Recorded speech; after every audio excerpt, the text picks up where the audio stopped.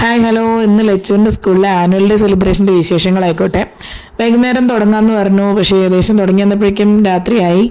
അവളുടെ ഡാൻസൊക്കെ ഉണ്ട് കേട്ടോ. അപ്പോൾ ഞങ്ങളെത്തി. അവൾ ഉച്ചയ്ക്ക് തൊട്ട് മേക്കപ്പ് ചെയ്ത് അവിടെ ഇരിക്കുകയാണ്. നമ്മളെയൊന്നും കാണിച്ചു തന്നിട്ടില്ല. മോളിൽ നിന്ന് അമ്മയെന്നൊക്കെ വിളിക്കുന്നേക്കാണ്ട് മിക്ക കുട്ടികളും മോളിൽ നിന്ന് അമ്മയും അച്ഛനൊക്കെ വിളിച്ചുകൊണ്ടിരിക്കുന്നുണ്ട്. അവളും ഉണ്ട് അതിനകത്ത്.